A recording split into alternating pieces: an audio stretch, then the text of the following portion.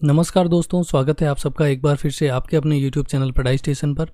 दोस्तों, आज की इस क्लास में हम जानेंगे वैदिक संस्कृति के बारे में। इस वीडियो में हम वैदिक संस्कृति के बारे में विस्तृत जानकारी हासिल करेंगे और साथ ही जो भी प्रश्न वैदिक संस्कृति से संबंधित रीट परीक्षा या अन्य प्रतियोगी परीक्षा में पूछे जाते हैं उससे संबंधित सभी प्रश्नों के हल आपको इस वीडियो के माध्यम से प्राप्त हो जाएंगे।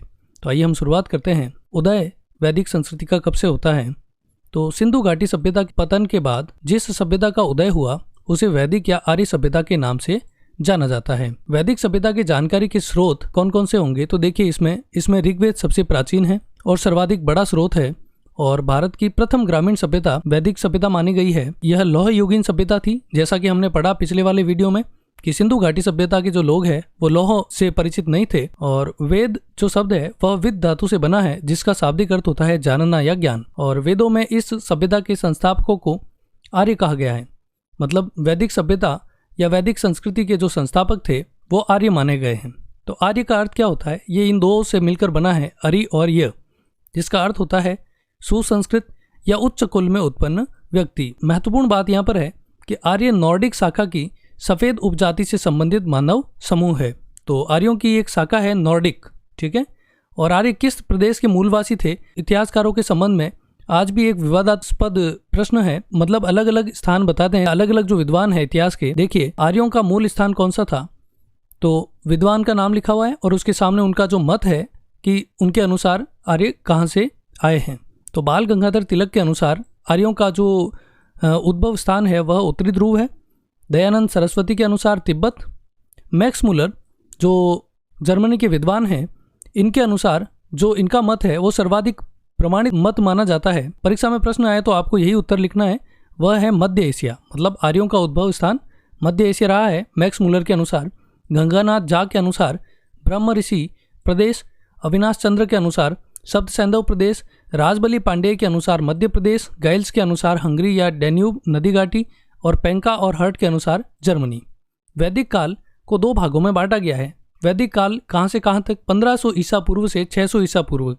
तो इस प्रकार 600 से 1400 और 500 900 साल का जो समय है उसको दो भागों में बांटा गया है। पहला ऋग वैदिक युग जो 1500 ईसा पूर्व से 1000 ईसा पूर्व के बीच रहा और दूसरा उत्तर वैदिक काल जो 1000 ईसा पूर्व से 600 ईसा पूर्व के बीच रहा। तो 500 सालों का तो है ऋग वैदिक युग और 400 सालों का है उत्तर वैदिक काल। देखिए, अब वेद से शुरुआत करते हैं हम।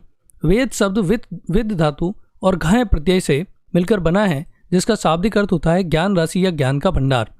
वेदों के रचनाकार अपौरुषेयी। अपौरुषेयी का मतलब है कोई एक पुरुष को या एक व्यक्ति को उसका श्रेय नहीं जाता है। वेदों की रचना किसी पुरुष विशेष के द्वारा नहीं की गई। वेदों को देवीय ज्ञान का अंश कहा जाता है, मतलब भगवान के ज्ञान का अंश माना जाता है। इसमें जो बातें हैं वो आज भी चरितार्थ होती हैं। इनका संकलन किया अलग अलग लोगों से लेकर के वेदों का संकलन किया था महर्षि कृष्ण द्वैपायन वेद व्यास को। तो कुछ लोग मानते हैं कि महर्षि कृष्ण द्वैपायन वेद व्यास जो है वो इसके जनक है, तो ऐसा नहीं है।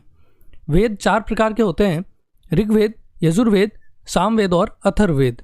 तो पहला जो वेद है ऋग्वेद, वो ऋग्वैदिक काल की रचना है और बाकी जो तीनों वेद है यजुर्वेद, सामवेद और अथर्ववेद, ये उत्तर वैदिक काल की रचनाएं हैं। सबसे पहले पढ़ते हैं हम ऋग्वेद को। ऋग्वेद की ऋचाएं सामान्यतया अग्नि देवता को संबोधित है और इन ऋचाओं को 10 पुस्तकों अथवा मंडलों में विभाजित किया जाता है। ऋग्वेद देवताओं की स्तुति से संबंधित रचनाओं का संग्रह है और इसमें कितने मंडल है? तो 10 मंडल है, 1028 सूक्त है और 10,562 मंत्र है। और सबसे नवीन जो मंडल है इसके, वो पहला और आखिरी, मतलब पहला और 10वां जो मंडल है वो सबसे अंत में जोड़े गए हैं। और इसकी भाषा पद्यात्मक है, मतलब इसको लय में गाया जा सकता है, इसके सूत्रों को, इसके मंत्रों को। गायत्री मंत्र भी ऋग्वेद में ही है और किसको समर्पित है? तो गायत्री मंत्र सविता अर्थात सवित्र देवता को समर्पित है और इसका उल्लेख ऋग्वेद के 3रे मंडल में है और इसके रचनाकार है विश्वामित्र। तो ऋग्वेद के 3रे मंडल में लिखा हुआ है गायत्री मंत्र। ऋग्वेद में राजा को गोप्ता जनस्य तथा पुरापेता अर्थात नगरों पर विजय पाने वाला कहा गया है। और सोमरस, मतलब जिसको आज अपन शराब बोलते हैं, इसी प्रकार का सोमरस उस समय हुआ करता था। तो सोमरस को पेय पदार्थों में सर्वश्रेष्ठ माना गया है, जिसका उल्लेख ऋग्वेद के 9वें मंडल में है। 9वें मंडल मतलब सेकंड लास्ट में लिखा गया है कि सोमरस जो है वो उस समय का सर्वश्रेष्ठ पेय पदार्थ था। महत्वपूर्ण बात यह है कि ऋग्वेद की 5 शाखाएं थी पहली शाकल, दूसरी वाकल, तीसरा अस्फलायन, चौथा शाकायन और पांचवा मांडुक्य। तो इन पांचों में से शाकल, वाकल, अस्फलायन, शाकायन और मांडुक्य में से केवल एक शाखा, शाकल शाखा जिसका नाम है, वही शेष है, बाकी सभी लुप्त प्राय है, लगभग समाप्त हो गई है। अब पढ़ते हैं यजुर्वेद को। यजु का अर्थ होता है यज्ञ। तो यजु का यज्ञ है, तो इसमें यज्ञ की जो विवेचना है वो कौन से वेद में की गई है, तो उत्तर रहेगा यजुर्वेद। यजुर्वेद में यज्ञ की विधियों का वर्णन किया गया है और यजुर्वेद की भाषा पद्यात्मक और गद्यात्मक दोनों प्रकार की है। जैसे ऋग्वेद की केवल पद्यात्मक है, तो यजुर्वेद में गद्यात्मक भी है। इसमें संस्कृत गद्य की कुछ प्राचीनतम बहुत पुरानी रचनाएं हैं और यजुर्वेद की दो शाखाएं हैं यहाँ पर, पहला कृष्ण और दूसरा है शुक्ल, जैसे दो पक्ष होते हैं। कृष्ण यजुर्वेद में यह वेद पद्य और गद्य दोनों में है और दक्षिण भारत में सर्वाधिक इसको मान्यता दी गई है, जबकि जो शुक्ल यजुर्वेद है इसमें मंत्र जो है वो केवल पद्य में है और उत्तर भारत में प्रचलित है। तो ये दोनों में अंतर है, उत्तर भारत और केवल पद्य, और कृष्ण यजुर्वेद पद्य और गद्य दोनों और दक्षिण भारत में सर्वाधिक मान्यता।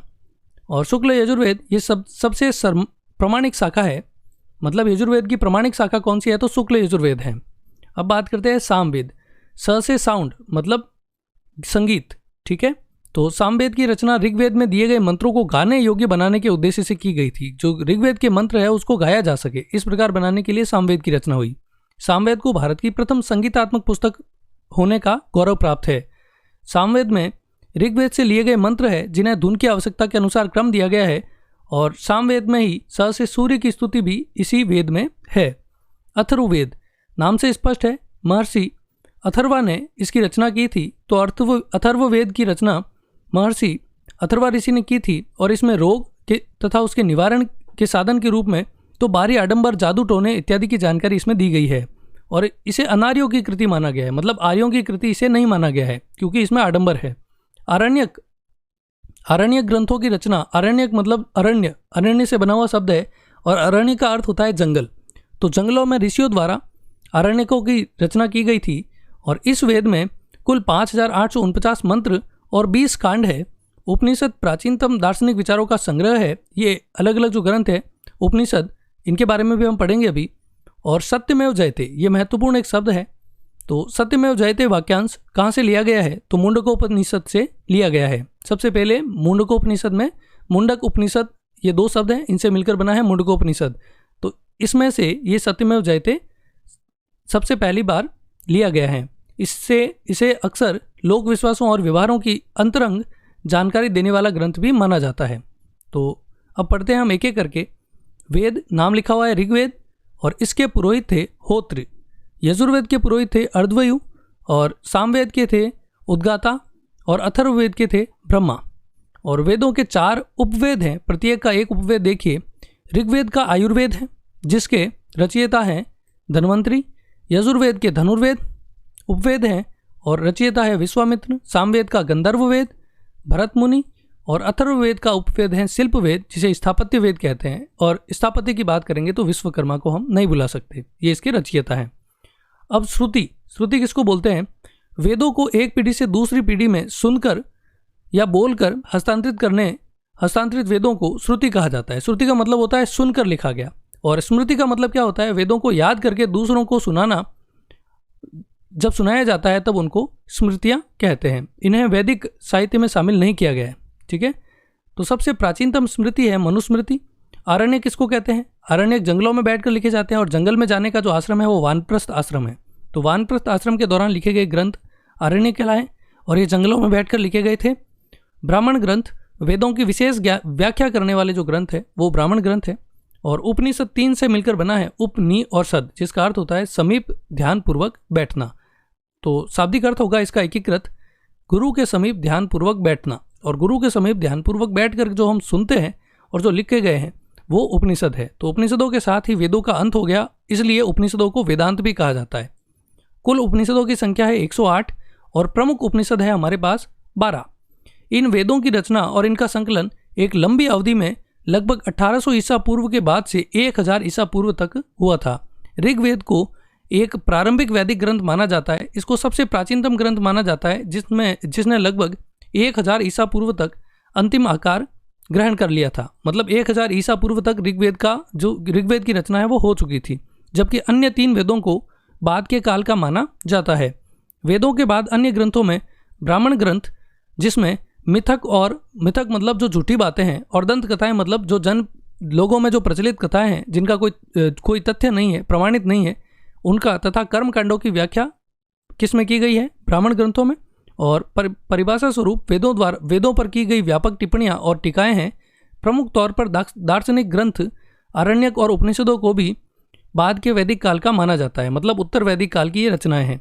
इनमें से प्राचीनतम ग्रंथ की रचना लगभग 1000 से 500 ईसा पूर्व के बीच हुई थी। तो सबसे पुराना तो ऋग्वेद 1000 ईसा पूर्व तक उसकी रचना हो गई थी, और उसके बाद जो बने हुए हैं वो उत्तर वैदिक काल की रचनाएं हैं। तो उपनिषदों की कुल संख्या फिर से बताई गई है, 108 है। अब पढ़ते हैं वेदांग और सूत्र साहित्य। वेदांगों की संख्या है 6। ये नाम भी याद कर सकते हैं आप: शिक्षा, व्याकरण, कल्प, निरुक्त, छंद, ज्योतिष। इस प्रकार 6 है ये वेदांग, वेदों के अंग। और सूत्र साहित्य वैदिक साहित्य का अंग नहीं है, इसके बावजूद भी उसे समझने में सहायक है। तीसरी श्रेणी साहित्य की है, जिसे वेदांग अर्थात वेदों का अंग कहा जाता है। उनमें उच्चारण, ध्वनि विज्ञान, व्याकरण, शब्द व्युत्पत्ति विज्ञान, ज्योतिष से संबंधित ग्रंथों के अतिरिक्त विशद कल्प सूत्र भी है, जिसके 4 उपविभाजन है। कल्प सूत्र के 4 भाग कौन से हैं? पहला है स्रोत सूत्र, इसमें अश्वमेघ और राजसूय जैसे यज्ञों का विवरण है, यह है स्रोत सूत्र में। और दूसरा ग्रह्य सूत्र, इसमें अंतिम संस्कार और घरेलू कर्मकांडों के नियम दिए गए हैं। नाम ही है ग्रह्य, मतलब घर के जो कर्मकांडों के नियम हैं। धर्म सूत्र सामाजिक नियम है इसमें। और शुल्भ सूत्र में रेखा गणित के सिद्धांत दिए गए हैं। तो कल्प सूत्र के 4 भाग है: स्रोत, ग्रह्य, धर्म और शुल्भ। अब पढ़ते हैं हम ऋग्वेदिक काल के बारे में। तो इस काल की संपूर्ण जानकारी हमें ऋग्वेद से मिलती है। और ऋग्वेद में आर्य निवास के लिए सर्वत्र सप्त सैंधव शब्द का प्रयोग हुआ है, जिसका अर्थ है 7 नदियों का क्षेत्र। और ये 7 नदियों के नाम यहाँ दिए हुए हैं: सिंधु, सरस्वती, परुषणी यानी रावी, विदस्ता यानी झेलम, शतुद्री यानी सतलज, अस्किनी यानी चेनाब और विपाशा यानी व्यास। तो सप्त सैंधव शब्द का प्रयोग हुआ है आर्यों के निवास के लिए, कि आर्य कहाँ निवास करते थे? तो सप्त सैंधव प्रदेश में निवास करते थे, ऐसा ऋग्वेद में लिखा हुआ है। और ये 7 नदियों के नाम यहाँ पर लिखे हुए हैं। ये प्रश्न आ सकता है कि कौन सी नदी उन 7 नदियों में शामिल नहीं है? तो सिंधु, सरस्वती, परुषणी, विदस्ता, शतुद्री, अस्किनी और विपाशा ये तो शामिल हैं। इसके अलावा जो भी नाम आए वो आपका आंसर हो जाएगा। आर्यों का भौगोलिक विस्तार कहाँ था? तो पंजाब, अफगानिस्तान, राजस्थान, हरियाणा, यूपी और यमुना नदी के पश्चिम भाग तक आर्यों का भौगोलिक विस्तार था। दासराज्य युद्ध ये एक बहुत प्रचलित युद्ध है, जो बहुत प्राचीन समय में लड़ा गया था। तो कहाँ लड़ा गया था? ये परुषणी यानी रावी नदी के किनारे यह युद्ध हुआ था। सिंधु सभ्यता के विपरीत वैदिक सभ्यता मूलतः ग्रामीण सभ्यता थी। जैसे सिंधु सभ्यता नगरीय व्यवस्था थी, नगरीय सभ्यता थी और बिल्कुल नियोजित थी, लेकिन इसके विपरीत वैदिक सभ्यता मूलतः ग्रामीण थी। आर्यों का आरंभिक जीवन पशुचारण पर ही आधारित था, वो पशु चराते थे। अब है राजनीतिक व्यवस्था। राजनीतिक अवस्था क्या थी? ऋग्वैदिक काल में सामान्यतः राजतंत्र का प्रचलन था, मतलब राजा ही सब कुछ था, परंतु राजा का पद दैवीय नहीं होता था। ऋग्वैदिक समाज कबीलाई व्यवस्था पर था, मतलब कबीलों में लोग रहते थे और कबीले का एक राजा होता था। उस राजा को गोप कहा जाता था। ये प्रश्न आता है, कबीलों के एक राजा को क्या कहते थे? गोप। कबीलाई सभा द्वारा राजा को चुने जाने की सूचना मिलती है। सभा, समिति और विदत का ऋग्वेद में उल्लेख है। सभा में क्या कौन कौन से लोग होते थे? श्रेष्ठ जनों की संस्था थी, जबकि समिति आम जन प्रतिनिधि सभा थी, जिसमें जन के समस्त लोग शामिल होते थे। तो श्रेष्ठ जनों की संस्था को सभा और आम जनों की सभा को समिति कहते थे। इस काल में कोई नियमित कर व्यवस्था नहीं थी। राज्य का मूल आधार कुल या परिवार था और कुल का मुखिया यानी परिवार का मुखिया कुलप कहलाता था। एक गांव में बहुत सारे परिवारों का निवास होता था। गांवों का मुखिया ग्रामिक होता था। सभा और समिति जन प्रतिनिधित्व की संस्था थी, जिसमें श्रेष्ठ वर्ग के लोग थे और जिनका कार्य राजा को सलाह देना था। अब पढ़ते हैं ऋग्वैदिक काल की सामाजिक स्थिति। ऋग्वैदिक समाज की सबसे छोटी इकाई परिवार थी। कई परिवार मिलकर, ये देखिए क्रम है, सबसे छोटी इकाई तो परिवार मिलकर ग्राम बनाते थे, ग्राम मिलकर विश्व बनाते थे और विश्व मिलकर जन का निर्माण करते थे। मतलब सबसे बड़ा होता था जन यानी राष्ट्र, देश। पितृसत्तात्मक परिवार वैदिककालीन सामाजिक जीवन का केंद्र बिंदु था। जहां सिंधु घाटी सभ्यता में मात्र सत्तात्मक परिवार था, यहाँ पितृसत्तात्मक परिवार था ऋग्वैदिक काल में। प्रारंभ में इस काल का समाज वर्ग विभेद से रहित था, मतलब किसी प्रकार की कोई वर्ग के आधार पर विभेद या अंतर्भेद नहीं किया जाता था। ऋग्वेद में वर्ण शब्द का अर्थ जो है वो अलग अलग था। कहीं कहीं तो इसका अर्थ रंग के संदर्भ में और कहीं कहीं व्यवसाय के रूप में प्रयुक्त हुआ है। ऋग्वेद के दशम मंडल के पुरुष सूक्त के अनुसार, ये बात ध्यान दीजिए, दशम मंडल के पुरुष सूक्त के अनुसार लिखा हुआ है कि ब्राह्मण की उत्पत्ति हुई है मुख से, क्षत्रिय की भुजा से, वैश्य की जांघ से और शूद्र की पैरों से हुई है। स्त्रियां सभा और समिति में यहाँ पर भाग लेती थी। ध्यान दीजिएगा, ऋग्वैदिक काल में स्त्रियां सभा और समिति में भाग लेती थी।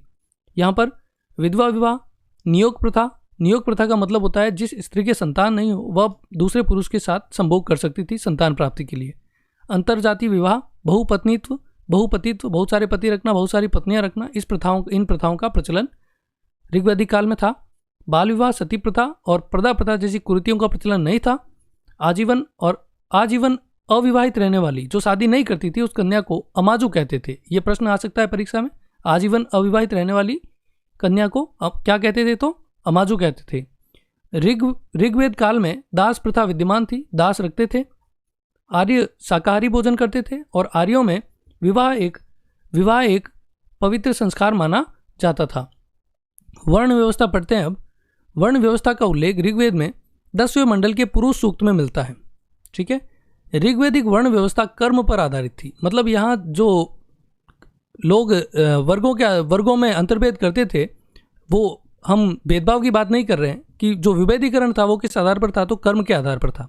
जो वर्ण था, जैसे ब्राह्मण जो है उसकी उत्पत्ति मानी गई थी मुख से और इनका कार्य होता था यज्ञ, हवन, मंत्रोच्चारण इत्यादि। और दूसरा वर्ण है क्षत्रिय, इनकी उत्पत्ति भुजाओं से मानी जाती थी। मतलब ये शक्तिशाली माने जाते थे और जो शक्तिशाली होता था वो क्षत्रिय बन जाता था और उसका कार्य होता था शासन और अन्य वर्णों की रक्षा। और वैश्य, ये लोग, इनकी उत्पत्ति मानी जाती थी जांघों से और इनका कार्य होता था व्यापार और वाणिज्य। चौथा शूद्र, इनकी उत्पत्ति पैरों से मानी जाती थी और इस वर्ग के अंतर्गत उपर्युक्त जो ये तीनों ही जो वर्ण हैं इनकी सेवा करना इनका काम होता था शूद्रों का। और आश्रम व्यवस्था देखते हैं। संपूर्ण मानव जीवन को 100 वर्ष का मानते हुए इसे 4 बराबर भागों में विभाजित किया गया था ऋग्वैदिक काल में। सर्वप्रथम, ये महत्वपूर्ण बात, छांदोग्य उपनिषद में प्रारंभिक 3 आश्रमों का उल्लेख मिलता है, परंतु चारों आश्रमों का उल्लेख जाबालोपनिषद में मिलता है। ये बात ध्यान देनी है। छांदोग्य उपनिषद में केवल 3 आश्रम और संन्यास आश्रम जुड़ जाता है जाबालोपनिषद में, मतलब इसमें चारों आश्रम हैं। आश्रम व्यवस्था पूर्ण रूप से उत्तर वैदिक काल में विकसित हुई। ऋग्वैदिक काल में आश्रम व्यवस्था नहीं थी। आर्थिक स्थिति के बारे में बात करते हैं। ऋग्वेद काल में आर्यों का मुख्य व्यवसाय पशुपालन था, पशु चराते थे और ऋग्वेद सभ्यता ग्रामीण सभ्यता थी। इस काल में गाय को बहुत पवित्र पशु माना गया है और साथ में ही इसका प्रयोग विनिमय के साधनों के रूप में भी होता था। मतलब गाय देकर के कुछ भी वस्तुओं का वो विनिमय करते थे। गाय को अगन्य, मतलब जिसको नहीं मारे जाने योग्य पशु माना जाता था, इसको नहीं मारा जाता था, इसको मारना पाप समझा जाता था। गाय को मारने पर कठोर दंड का भी प्रावधान था। कृषि कार्यों की जानकारी लोगों को थी, खेती करते थे लोग और ऋग्वेद के 4थे मंडल में कृषि का उल्लेख है। और आर्य एक ही अनाज, ये बात ध्यान देंगे, आर्य कौन से अनाज की खेती करते थे? तो यव, जिसे जौ कहा जाता है। ठीक है, तो जौ की खेती करते थे। हल चलाने वाले व्यक्ति को कीवास कहा जाता था। और ऋग्वैदिक काल में सिंचाई व्यवस्था 2 प्रकार से थी, एक तो स्वयंजा और दूसरा खत्रीनमा। स्वयंजा का मतलब क्या होता है? वर्षा के पानी या तालाब के माध्यम से सिंचाई, मतलब जो प्राकृतिक स्रोत हैं उनके माध्यम से सिंचाई को स्वयंजा कहते थे, मतलब स्वयं ही सिंचाई। और खत्रीनमा का अर्थ कृत्रिम साधनों से, जैसे कुआं इत्यादि खोदा गया है उससे जल निकाल करके सिंचाई जो होती थी उसको खत्रीनमा कहते थे। तो दोनों प्रकार की सिंचाई व्यवस्था थी ऋग्वैदिक काल में। संभवतः तांबे या कांसे के लिए अयस शब्द का प्रयोग हुआ है ऋग्वेद में। और इस काल के लोग लोहे से अपरिचित थे। ऋग्वैदिक काल के जो लोग हैं वो लोहे से अपरिचित थे। अब पढ़ते हैं धार्मिक स्थिति। ऋग्वैदिक आर्य बहुदेववादी थे, बहुत सारे देवताओं की पूजा करते थे, प्रकृति की पूजा करते थे। और सर्वप्रथम पृथ्वी व ध्वंस, आकाशीय देवता को ध्वंस कहते थे, इनकी पूजा उन्होंने प्रारंभ की। और तीसरे पूजक के रूप में वरुण की पूजा करते हैं। वरुण, इसे संपूर्ण जल निधि का स्वामी व असुर देवता माना गया है, असुरों का देवता माना गया है वरुण को। और इंद्र, यह सबसे महत्वपूर्ण बात यहाँ पर कि इंद्र की पूजा सर्वाधिक करते थे और इसलिए ऋग्वैदिक काल के सबसे लोकप्रिय देवता माना जाता है इंद्र को। और इसके लिए इंद्र के लिए 250 सूक्त का प्रयोग हुआ है, मतलब 250 सूक्तों में इंद्र की पूजा के बारे में, स्तुति के बारे में बताया गया है। फिर है अग्नि, इन्हें ध्वंस पुत्र व आहुतियों का देवता माना जाता है और इससे संबंधित 200 सूक्त ऋग्वेद में मिलते हैं। तो सबसे ज़्यादा लोकप्रिय थे इंद्र, उसके पश्चात अग्नि और फिर वरुण। इस काल में लोगों ने प्राकृतिक शक्ति का मानवीकरण कर पूजा की, प्राकृतिक शक्तियों की पूजा करते थे। और ऋग्वैदिक आर्यों की देव मंडली 3 भागों में विभाजित थी। ऋग्वैदिक काल में इंद्र सबसे प्रमुख देवता था। ऋग्वेद में 250 सूक्त इंद्र को समर्पित है। और इंद्र जो है वो युद्ध, बादल और वर्षा तीनों का देवता था। युद्ध, बादल और वर्षा का देवता, इसलिए इसको पुरंदर कहा गया है ऋग्वेद में। बोगज कोई अभिलेख, एक अभिलेख का नाम है बोगज कोई। इस अभिलेख में वैदिक देवता इंद्र, मित्र, वरुण और नासत्य का उल्लेख है। और सोम जो है वो वनस्पति का देवता था। वनस्पति मतलब जो वनस्पति जगत है, पेड़ पौधे हैं, उनके देवता माने जाते थे सोम। अब पढ़ते हैं हम उत्तर वैदिक काल को, जो जिसका समय काल माना गया है। देखिए यहाँ पर, जिस काल में यजुर्वेद, सामवेद, अथर्ववेद, आरण्यक और उपनिषद की रचना हुई उसे उत्तर वैदिक काल माना जाता है। और इसका समय काल रहा है 1000 से 600 ईसा पूर्व। ठीक है, इस काल से लौह प्रौद्योगिकी युग की शुरुआत हुई। तो लौह युग की जब बात करते हैं तो हम उत्तर वैदिक काल के बारे में सोचेंगे। सबसे पहले लौह का जो प्रचलन हुआ या लोग लोहे से परिचित कब हुए, तो उत्तर वैदिक काल में हुए। अब नदियों के प्राचीन और नवीन नाम क्या है कि पहले उस समय उत्तर वैदिक काल में उन नदियों के नाम क्या थे जो आज बदल गए हैं। तो वितस्ता नदी नाम था झेलम नदी का, अस्किनी बोलते थे चिनाब नदी को, विपासा या बिपासा बोलते थे व्यास नदी को, परुष्णी का वर्तमान नाम है रावी, शतुद्री का सतलज है, कुंभा नदी का काबुल और कुंभा का काबुल, क्रुमु या क्रुबु ये कुर्रम के लिए प्रयोग में लिया गया है, और गोमती का गोमल और दृष्टवती ये गग्गर, रक्सी या चितंग नदी को कहा गया है। शतपथ ब्राह्मण में रेवा यानी नर्मदा और गंडक नदियों का उल्लेख मिलता है। साथ ही इसका केंद्र भी पंजाब से बढ़कर गंगा, यमुना, दोआब तक हो गया था। अब बात करते हैं, ये तो बिल्कुल फैक्चुअल बातें थी कि कौन सी नदी का पुराना नाम क्या था और नया क्या था। ठीक है, अब पढ़ते हैं हम राजनीतिक स्थिति के बारे में। कई कबीलों ने मिलकर के राष्ट्रों और जनपदों का निर्माण किया। इस काल में कबीले मिलकर के क्षेत्रीय राज्यों के रूप में उभरने लगे थे। और राष्ट्र शब्द जो प्रदेश का सूचक है पहली बार इस काल में प्रकट हुआ था। उत्तर वैदिक काल में शासन तंत्र का आधार राजतंत्र था और इस काल में राजा का जो पद है वह वंशानुगत हो गया था, जबकि ऋग्वैदिक काल में ऐसा नहीं था। राजा का बेटा राजा यहाँ होने लग गया। राजा को देवताओं के प्रतिनिधि के रूप में पूजा जाता था और प्रशासनिक तंत्र को सुव्यवस्थित करने हेतु राजा ने एक तंत्र स्थापित किया जिसमें राजा के रथकार से लेकर के पटरानी तक लोग शामिल थे। इनको रत्निन कहा गया। अब रत्निन कौन कौन होते थे उनका अर्थ अभी पढ़ेंगे हम।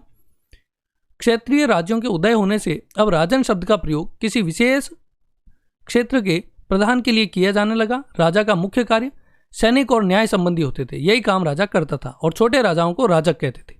अब रत्निन में कौन कौन होते थे? जो राजा के तंत्र के प्रमुख लोग थे।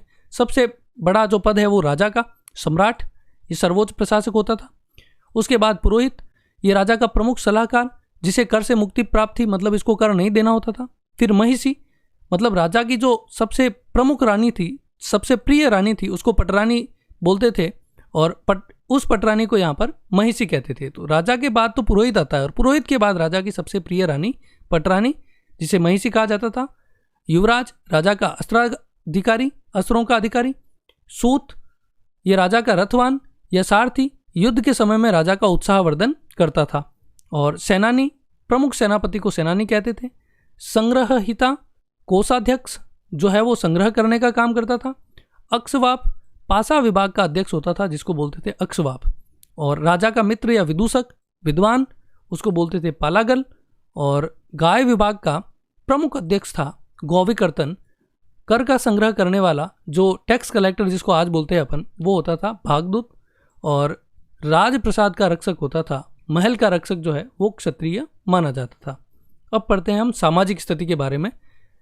उत्तर वैदिक काल में संयुक्त और पितृसत्तात्मक परिवार की प्रथा इस काल में भी बनी रही और समाज वर्ण व्यवस्था पर आधारित था तथा वर्ण अब जाति का रूप लेने लगा था। मतलब वर्णों का आधार कर्म पर नहीं था। जो ऋग्वैदिक काल में वर्ण का आधार कर्म था, अब वह नहीं था बल्कि जन्म पर आधारित होने लग गया। मतलब सुनार का बेटा सुनार होने लग गया, क्षत्रिय का बेटा क्षत्रिय होने लग गया और व्यवसाय भी आनुवंशिक होने लगे थे।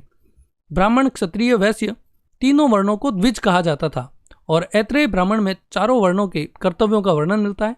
इस काल में केवल वैश्य ही कर चुकाते थे। क्रम में सबसे निचला वर्ण शूद्र था जिसका कार्य अन्य तीनों वर्णों की सेवा करना था। उत्तर वैदिक काल में नारियों की स्थिति में ऋग्वैदिक काल की अपेक्षा गिरावट आई। मतलब डे बाय डे जो महिलाओं की स्थिति है वो गिरती गई, उनके अधिकार कम होते गए।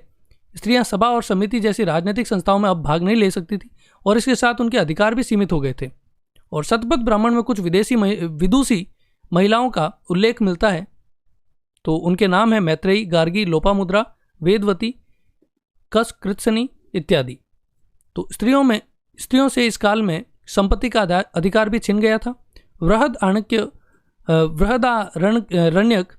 बृहदारण्यक उपनिषद में जनक की सभा में गार्गी और याज्ञवल्क्य के बीच वाद विवाद का उल्लेख करता है। चारों आश्रमों की व्यवस्था की जानकारी जाबालोपनिषद से मिलती है और यह आश्रम ब्रह्मचर्य, गृहस्थ, वानप्रस्थ और संन्यास आश्रम थे। और मनुस्मृति में विवाह के 8 प्रकारों का उल्लेख किया गया है। ये बात आपकी जानकारी के लिए भी जरूरी है कि कौन से विवाह जो है वो सबसे पवित्र है और सबसे अपवित्र कौन सा है। तो सबसे पवित्र के क्रम में ये लिखा हुआ है, सबसे पवित्र है ब्रह्म विवाह, जिसमें क्या होता है, कन्या के वयस्क हो जाने पर उसके माता पिता द्वारा योग्य वर खोज करके उससे अपनी कन्या का विवाह करवाया जाता है, वह ब्रह्म विवाह है। दूसरा है आर्ष विवाह। कन्या के पिता द्वारा यज्ञ कार्य हेतु 1 या 2 गायों के बदले में अपनी कन्या का विवाह करवाया जाता है। मतलब गायें लेकर के अपनी कन्या का विवाह करवाया जाता है, उसको आर्ष विवाह कहते हैं। आर्ष मतलब गायें देकर गायों के बदले में विवाह कराना। देव विवाह किसको बोलते थे, यज्ञ करने वाले पुरोहित के साथ कन्या का विवाह करते हैं तो उसको देव विवाह कहते थे। गंधर्व विवाह, इसको जो अपन लव मैरिज कहते हैं, वो उस समय की गंधर्व विवाह होता था। ठीक है, तो कन्या तथा पुरुष प्रेम या फिर कामुकता के वशीभूत होकर जब विवाह करते थे उसको गंधर्व विवाह कहते थे। और आसुर विवाह, इसमें क्या था, कन्या के पिता द्वारा जब वो धन लेकर के कन्या को बेच देता था और तब कन्या का विवाह दूसरे व्यक्ति से होता था, मतलब जो धन के बदले में कन्या को खरीद कर विवाह करता था उसको आसुर विवाह कहते थे। फिर है प्रजापत्य विवाह। प्रजापत्य विवाह में जो प्रजापति ने किया था तो वर स्वयं कन्या के पिता से कन्या को मांग करके विवाह करता था, वह प्रजापत्य विवाह है। ठीक है, और राक्षस विवाह किसको बोलते थे, जब पुरुष द्वारा बलपूर्वक कन्या को छीनकर उससे विवाह किया जाता था तो उसको राक्षस विवाह कहते थे। और सबसे अपवित्र माना गया है पिशाच विवाह को, जो आज के समय में अपन बोलते हैं ना, रेप करने के पश्चात विवाह। तो सोई हुई या विक्षिप्त कन्या के साथ सहवास करके, जबरदस्ती सहवास करके विवाह करने को पिशाच विवाह कहा गया है या पिशाच विवाह कहा गया है। तो ये 8 प्रकार हो जाते हैं विवाह के। स्मृतिकारों ने संस्कारों की संख्या 16 बताई है। यहाँ से भी प्रश्न बनते हैं 16 संस्कार, तो थोड़े थोड़े मैंने विस्तार करके भी बताए हैं आपको इस वीडियो में, देखेंगे आप सभी, एक एक करके पढ़ते हैं। सबसे पहले आता है यहाँ पर गर्भाधान। हमारे शास्त्रों में मान्य 16 संस्कारों में गर्भाधान पहला है और गृहस्थ जीवन में प्रवेश के उपरांत प्रथम कर्तव्य के रूप में इस संस्कार को मान्यता दी गई है। गृहस्थ जीवन का प्रमुख उद्देश्य श्रेष्ठ संतानों की उत्पत्ति करना है। उत्तम संतति की इच्छा रखने वाले माता पिता को गर्भाधान से पूर्व तन और मन की पवित्रता के लिए यह संस्कार करना चाहिए ताकि उनकी संतान श्रेष्ठ रहे। तो वैदिक काल में यह संस्कार अति महत्वपूर्ण समझा जाता था। दूसरा है पुंसवन। गर्भस्थ शिशु के, अब यहाँ तो हो गया कि गर्भाधान हो गया, गर्भाधान संस्कार में। फिर पुंसवन, गर्भस्थ शिशु के मानसिक विकास की दृष्टि से यह भी उपयोगी है। और यह कब होता है, तो गर्भाधान के जैसे ही गर्भाधान हो जाता है तो दूसरे या तीसरे महीने में इस संस्कार को करने का विधान है। हमारे मनीषियों ने संतानोत्कर्ष के लिए, मतलब संतान के उत्कर्ष के लिए, विकास के लिए इस उद्देश्य से किए जाने वाले संस्कार को अनिवार्य माना है। और पुंसवन का प्रयोजन होता है स्वस्थ और उत्तम संतति को जन्म देना। फिर है सीमंतोन्नयन। इसको सीमंतीकरण या सीमंत संस्कार भी कहते हैं और इसका अभिप्राय है सौभाग्य संपन्न होना। गर्भपात रोकने के साथ साथ कि गर्भपात नहीं हो, जच्चा और बच्चा दोनों सुरक्षित रहे, इसके लिए गर्भस्थ शिशु और उसकी माता की रक्षा करना भी इस संस्कार का उद्देश्य है। इसके लिए सीमंतोन्नयन होता है और इस संस्कार के माध्यम से गर्भिणी जो स्त्री है उसका मन प्रसन्न रखने के लिए सौभाग्यवती स्त्रियां गर्भवती की मांग बढ़ती है और उसको प्रसन्न रखती है। यह संस्कार गर्भधारण के 6ठे और 8वें महीने में होता है, या तो 6ठे महीने में होगा या 8वें महीने में होगा। फिर है जात कर्म। नाल छेदन से पूर्व, मतलब जैसे ही बालक का जन्म होता है उस समय नाल छेदन से पूर्व इस संस्कार को करने का विधान है। इस देवी जगत से प्रत्येक संपर्क में आने वाले बालक को मेधा, बल और दीर्घायु के लिए स्वर्ण खंड से, मतलब सोने या चांदी का जो पात्र होता है उससे मधु एवं घृत यानी शहद और घी वैदिक मंत्रों के उच्चारण के साथ उसको चटाया जाता है और उसके बाद नाल छेदन किया जाता है। वह जात कर्म संस्कार है। और 5वां है नामकरण। जन्म हो गया है बच्चे का तो 5वां संस्कार है, ये जन्म के 11वें दिन होता है। जन्म के 10 दिन तक सूतक माना गया है, इसलिए यह संस्कार 11वें दिन करने का विधान है। महर्षि याज्ञवल्क्य का भी यह मत है लेकिन अनेक कर्मकांडी विद्वान इस संस्कार को शुभ नक्षत्र और शुभ दिन में करना उचित मानते हैं। छठा है निष्क्रमण। इसका अर्थ है, निष्क्रमण शब्द का अर्थ होता है बाहर निकलना। इस संस्कार में शिशु को सूर्य या चंद्रमा की ज्योति दिखाने का विधान है। तब तक क्या होता है, यह होता है पहले तो चौथे महीने में, जन्म के बाद चौथे महीने में इस संस्कार को करने का विधान है। तो इसमें क्या होता है, भगवान भास्कर के तेज या चंद्रमा की शीतलता से शिशु को अवगत कराना ही इसका उद्देश्य है। उसको सूर्य की रोशनी में लाया जाता है पहली बार, वह निष्क्रमण है। फिर है अन्नप्राशन। अन्नप्राशन का मतलब उसको पहली बार अन्न खिलाना। तो इसका अर्थ है कि शिशु जो अब तक पेय पदार्थों विशेष कर दूध पर आधारित था, अब वह अन्न जिसे शास्त्रों में प्राण कहा गया है उसको ग्रहण करके शारीरिक और मानसिक रूप से अपने को बलवान और प्रबुद्ध बनाए। तो हमारे धर्माचार्यों ने अन्नप्राशन के लिए जन्म के छठे महीने को ही उपयुक्त माना है। चौथे महीने में निष्क्रमण, छठे महीने में अन्नप्राशन। फिर है चूड़ाकर्म। चूड़ाकर्म का मतलब क्या है, मुंडन संस्कार। बालक के पहले तीसरे या पांचवें वर्ष में या छठे महीने में तो हो गया अन्नप्राशन, फिर साल जैसे ही पूरा होगा या तीसरे साल या पांचवें साल इस संस्कार को करने का विधान बताया है। इसका अर्थ है कि जन्म के समय जो उत्पन्न अपवित्र बाल है उनको हटा करके बालक को प्रखर बनाना। 9 माह तक गर्भ में रहने के कारण कई दूषित कीटाणु उसके बालों में रह जाते हैं, तो पहली बार जो बालक के बालों को साफ करवाया जाता है उसको चूड़ाकर्म कहा जाता है। यह पहले तीसरे या पांचवें साल में होता है। फिर है विद्यारंभ। अन्नप्राशन के बाद ही विद्यारंभ संस्कार उपयुक्त लगता है, क्योंकि इसका उद्देश्य बालक को शिक्षा के प्रारंभिक स्तर से परिचित कराना है। जब गुरुकुल की परंपरा थी तब बालक को वेदों के अध्ययन से पहले घर में अक्सर बोध कराया जाता था, तो ये विद्यारंभ भूत संस्कार होता है। फिर है कर्णवेद, मतलब कानों को बेदना। हमारे मनीषियों ने सभी संस्कारों को वैज्ञानिक कसौटी पर कसने के बाद ही प्रारंभ किया है, और यह भी बिल्कुल वैज्ञानिक है।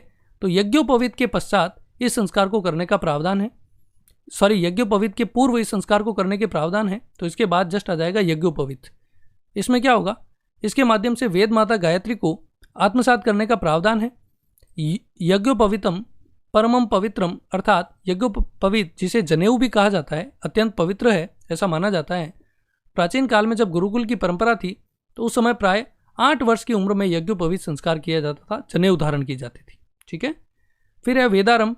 जनेऊ धारण करने के पश्चात क्या होगा, वो वेदों का अध्ययन प्रारंभ करेगा। तो बालकों को वेदों का अध्ययन और विशिष्ट ज्ञान से परिचित होने के लिए योग्य आचार्यों के पास गुरुकुलों में भेजा जाता था, और हमारे चारों वेद ज्ञान के अक्षुण्ण भंडार हैं। इस संस्कार को जन्म के 5वें से 7वें वर्ष में किया जाता है। अधिक प्रमाणित 5वां वर्ष माना जाता है, और यह संस्कार प्राय बसंत पंचमी को किया जाता है। फिर है केशांत।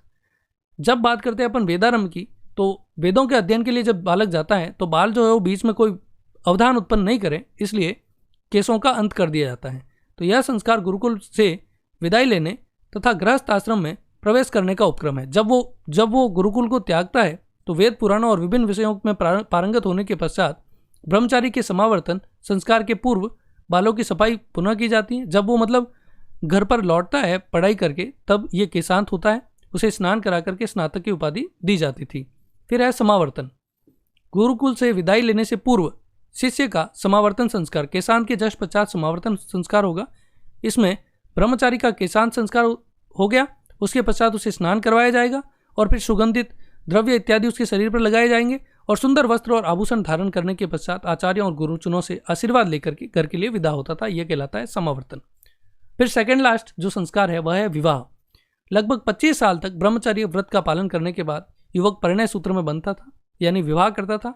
हमारे शास्त्रों में 8 प्रकार के विवाह है जो हमने अभी पढ़ लिए हैं: ब्रह्म, देव, आर्ष, प्रजापत्य, आसुर, गंधर्व, राक्षस और पिशाच। फिर है अंत्येष्टि। अंतिम संस्कार, जब मृत्यु होती है तब दाह संस्कार जो करते हैं उसी को अंत्येष्टि कहते हैं। तो अंत्येष्टि को अंतिम अथवा अग्नि परिग्रह संस्कार भी माना जाता है। आत्मा में अग्नि का आधान करना ही अग्नि परिग्रह है, और शास्त्रों की मान्यता है कि मृत शरीर की विधिवत क्रिया करने से जीव की अतृप्त जो वासना है वो शांत हो जाती है। अब पढ़ते हैं हम उत्तर वैदिक काल की आर्थिक स्थिति के बारे में। संस्कार पूरे पढ़ लिए हैं। आर्थिक स्थिति के बारे में देखिए कि कैसे अर्थव्यवस्था चलती थी। तो कृषि और विभिन्न शिल्पों के विकास के कारण जीवन स्थायी हो गया था। हालांकि पशुपालन अभी भी व्यापक पैमाने पर जारी था, परंतु खेती जो है वो अब उनका मुख्य धंधा बन गया। अथर्ववेद के अनुसार पृथुवैन्य ने सर्वप्रथम हल और कृषि को जन्म दिया। तो अथर्ववेद में लिखा हुआ है कि पृथुवैन्य ने पहली बार हल और कृषि को जन्म दिया। लोहे का उपयोग पहले शस्त्र निर्माण के लिए किया जाता था, तलवार इत्यादि में, तलवार भाले इत्यादि बनाने में। बाद में कृषि यंत्रों के निर्माण में भी लोहे का प्रयोग किया जाने लगा। शतपथ ब्राह्मण में कृषि की चारों क्रियाओं जैसे जुताई, बुवाई, कटाई और मड़ाई का उल्लेख हुआ है। गाय, बैल, घोड़ा, हाथी, भैंस, बकरी, गधा, ऊंट, सुअर आदि प्रमुख पशु थे। कपास का उल्लेख कहीं पर भी नहीं हुआ है। इसकी जगह उड़ना यानी ऊन शब्द का उल्लेख कई बार हुआ है। आर्य लोग तांबे के अलावा सोने, चांदी, सीसा, टिन, पीतल, रांगा इतने सारे धातुओं से परिचित हो चुके थे। और व्यावसायिक संगठन के लिए ऐतरेय ब्राह्मण में लिखा हुआ है श्रेष्ठी और सार्थवा, ये दो शब्द महत्वपूर्ण है यहाँ पर। एक तो श्रेष्ठी शब्द जो है वो व्यापारियों के लिए प्रयोग में लिया जाता था, और वाजस्नेयी संहिता में गण और गणपति शब्द का उल्लेख हुआ है व्यावसायिक संगठन के लिए। ठीक है, श्रेष्ठी कहा जाता था व्यावसायिक व्यापारियों के संगठन को। ठीक है, मुख्यतः वस्तु विनिमय प्रणाली प्रचलित थी। उस समय मुद्रा का प्रचलन नहीं था, इसलिए वस्तुएं देकर वस्तुएं लेते थे। अब बात करते हैं धार्मिक स्थिति की। जो उस समय ऋग्वैदिक काल में बहुदेववाद का प्रचलन था, और प्राकृतिक जो भी प्राकृतिक संसाधन है, प्राकृतिक शक्तियां हैं, उनका पूजन करते थे। लेकिन उत्तर वैदिक काल में क्या हुआ, यज्ञ, अनुष्ठान और कर्मकांडीय गतिविधियों में वृद्धि हुई। कर्मकांड बढ़े, आडंबर बढ़े, और लोगों को पंच महायज्ञ करने के भी धार्मिक आदेश थे। कौन से महायज्ञ? सबसे पहला ब्रह्म यज्ञ, यह अध्ययन और अध्यापन के लिए। दूसरा देव यज्ञ, होम करके देवताओं की स्तुति करते थे, देवताओं को प्रसन्न करते थे। तीसरा पितृ यज्ञ, यह पितरों को तर्पण करने के लिए। चौथा मनुष्य यज्ञ, अतिथि सत्कार और मनुष्य के कल्याण की कामना के लिए मनुष्य यज्ञ। और पांचवा भूत यज्ञ, ये जीवधारियों का पालन करने के लिए। 3 प्रकार के ऋण होते थे। देव ऋण का मतलब देवताओं से ऋण होता है, इसलिए उस ऋण को चुकाने के लिए वो स्तुति करते थे देवताओं की, देवताओं और भौतिक शक्तियों के प्रति दायित्व उनके। ऋषि ऋण मतलब जो गुरुओं के प्रति जो उनका कर्ज है। और तीसरा है पितृ ऋण, मतलब पूर्वजों के प्रति दायित्व। फिर है 4 पुरुषार्थ, धर्म, अर्थ, काम और मोक्ष। उत्तर वैदिक काल में ब्रह्मा, विष्णु, महेश जो है वो प्रमुख देवता हो गए, जबकि ऋग्वैदिक काल में प्रमुख देवता थे वरुण, इंद्र, वरुण ये प्रमुख देवताओं के रूप में थे। और इंद्र, अग्नि, वरुण और अन्य ऋग्वैदिक देवताओं का महत्व यहाँ पर कम हो गया। ठीक है, ये तीनों जो है वो ऋग्वैदिक देवता माने जाते थे। उत्तर वैदिक काल के अंतिम दौर में यज्ञ, पशु बलि और कर्मकांड के प्रति तीव्र प्रतिक्रिया हुई, और बृहदारण्यक में उपनिषद में पहली बार पुनर्जन्म के सिद्धांत को मान्यता दी गई। तो पहली बार पुनर्जन्म का सिद्धांत कहाँ मान्यता प्राप्त था? तो बृहदारण्यक उपनिषद में। उत्तर वैदिक काल में कई दर्शनों का उद्भव हुआ। कौन कौन से दर्शन थे देखिए। उत्तर वैदिक काल में सबसे पहला दर्शन न्याय, जिसके प्रवर्तक थे गौतम। योग के पतंजलि। तीसरा सांख्य के कपिल मुनि। वैशेषिक दर्शन के कणाद या उल्लुक। पूर्वी मीमांसा के जैमिनी और उत्तर मीमांसा के बादरायण। और चारवाक दर्शन के प्रवर्तक थे चारवाक। तो दोस्तों, उम्मीद करता हूं कि आपको वैदिक सभ्यता के बारे में या वैदिक संस्कृति के बारे में पर्याप्त जानकारी हो गई होगी, और इसी में से जो प्रश्न है वो अलग अलग प्रतियोगी परीक्षाओं में पूछे जाते हैं। तो अगर आपको वीडियो पसंद आया हो तो वीडियो को लाइक करें, शेयर करें और हमारे चैनल को सब्सक्राइब जरूर करें, ताकि इसी प्रकार की वीडियो आपको लगातार मिलते रहें।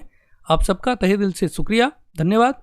और दोस्तों, अगली क्लास में हमारा अगला टॉपिक रहेगा जैन और बौद्ध धर्म, क्योंकि हमारे जो वीडियो हैं वर्तमान में रीट परीक्षा पर ज़्यादा ध्यान केंद्रित किए हुए हैं, इसलिए वैदिक सभ्यता के बाद रीट परीक्षा के सिलेबस में अगला जो टॉपिक है वो जैन और बौद्ध धर्म पर है, इसलिए यह वीडियो आपको नेक्स्ट मिलेगा। तो फिर से एक बार आप सबका शुक्रिया। जय हिंद, जय भारत, जय श्री राम।